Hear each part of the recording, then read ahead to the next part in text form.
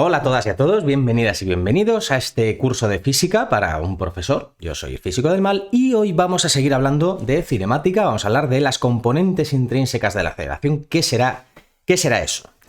Bueno, aquí os he dibujado una trayectoria, es decir, voy a llamarla R de t.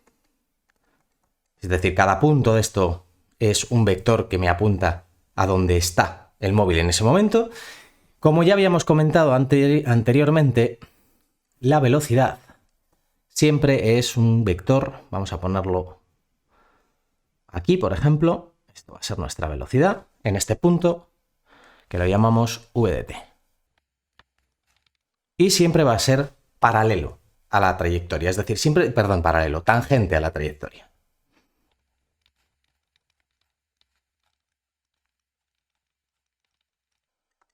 Vale, ¿qué es lo que vamos a tener aquí? Aquí lo que vamos a poder hallar es nuestras componentes de la aceleración. Es decir, yo voy a, por ejemplo, poner otro vectorcito de velocidad aquí en otro sitio. Vamos a llamarlo v de t'. Otro tiempo. Sin más, ha pasado un tiempo y ahora estamos aquí y tenemos otro vector velocidad que también es tangente. ¿Qué es lo que sucede? Imaginémonos que cambia la aceleración, es decir, yo voy a hallar una aceleración aquí, vamos a poner que está señalando hacia allá. Me lo imagino, porque yo he calculado aquí la derivada y he hecho cosas y ya está. No complicarse demasiado con eso. ¿Qué es lo que voy a tener? Voy a tener aquí mi vector aceleración. Y yo aquí, y esto es aquí es donde vais a tener que darle un poco al tarro, voy a poder descomponer este vector aceleración. Es decir, yo puedo coger y describir en mis ejes x e y el vector aceleración como una aceleración en el eje x por el vector y más una aceleración en el eje y con su vector j. Recordad, estos son el eje x y el eje y que la base, tenemos aquí nuestro vector j y aquí nuestro vector y, que miden 1 y apuntan cada uno en una dirección. Ya está. Tampoco es cuestión de complicarse mucho más. Entonces, ¿qué es lo que vamos a hacer? Lo que vamos a hacer es lo siguiente. Vamos a coger y vamos a proyectar la parte de este que es paralela a este. Es decir, vamos a coger aquí y vamos a llevarnos este vector hacia allá. Y vamos a decir, vale, pues este de aquí yo lo voy a llamar aceleración tangente o aceleración tangencial. ¿Vale? Y vamos a coger otra parte, que va a ser una parte perpendicular. Y lo vamos a llevar aquí. Y a este de aquí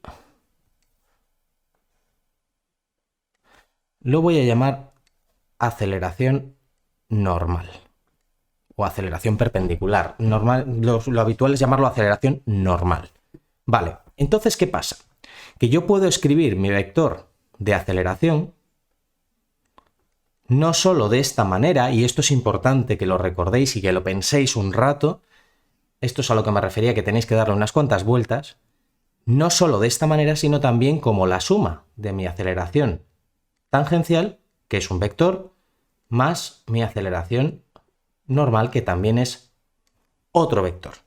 ¿Vale? ¿Cómo voy a calcular yo esto? Pues veréis.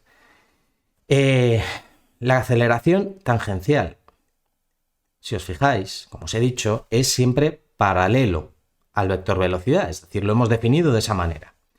Y por lo tanto, el módulo, yo lo puedo definir como el módulo de la variación del vector velocidad, es decir, la derivada del vector velocidad de su módulo, básicamente, con respecto del tiempo. Esto siempre lo podemos calcular así, ¿vale?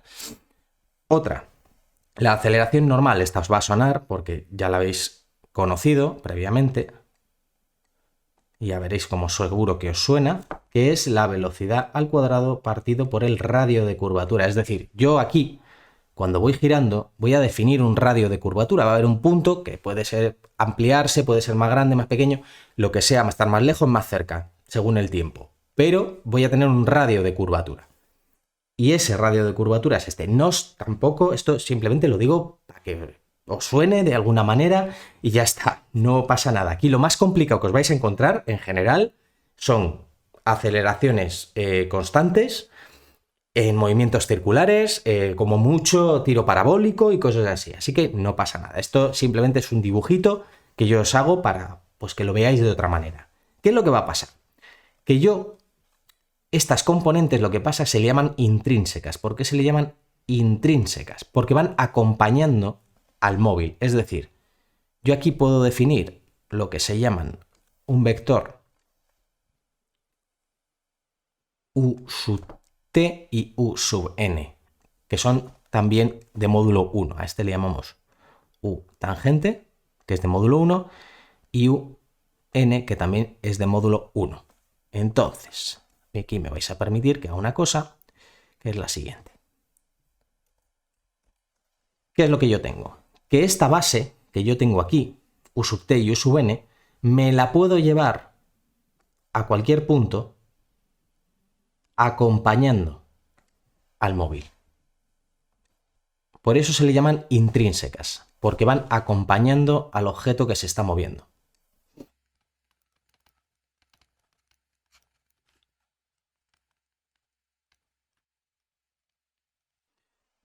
Es decir, estas son las componentes que a veces se llaman extrínsecas. Raro, pero bueno.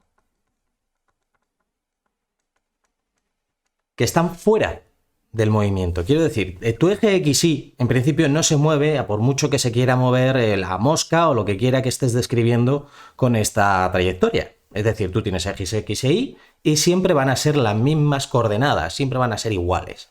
Pero cuando tienes esto de aquí, que son las coordenadas intrínsecas, en este punto van a ser de una manera, en este otro punto van a ser de otra manera. No os preocupéis por eso, ¿vale? Porque no vais a tener que calcularlas. Es decir, nunca vais a... no se os va de momento. Luego ya si hacéis algo de física o de ingeniería, ya veremos.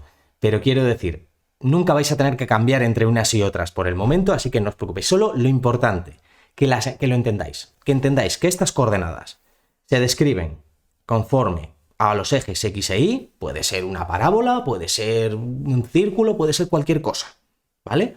No es nada de otro mundo. Pero luego, cuando acompañamos al móvil, definimos estas componentes u sub t y u sub n que van a definirnos la aceleración tangencial y la aceleración normal. ¿Qué es lo que pasa? Que la aceleración tangencial nos indica si hay un cambio en el módulo de la velocidad.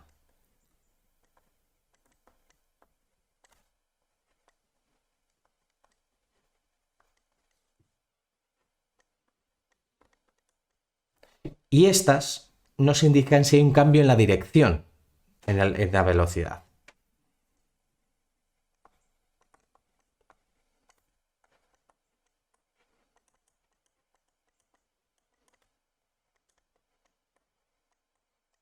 Entonces, si por ejemplo tenemos un movimiento circular uniforme de toda la vida que hace tal que así, que no hay un cambio en la velocidad, es decir, la velocidad se mantiene constante en módulo.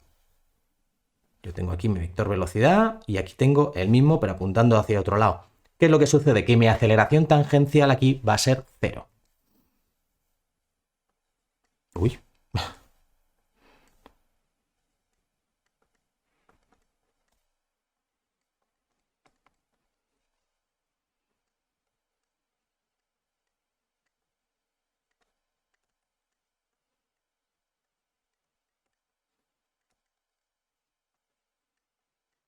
Pero, ¿qué va a pasar con mi aceleración normal? Que mi aceleración normal, si os recordáis, la aceleración esa centrípeta, que no centrífuga, va a apuntar siempre hacia el centro de giro. Vamos a poner que es el origen de coordenadas por no complicarnos la vida.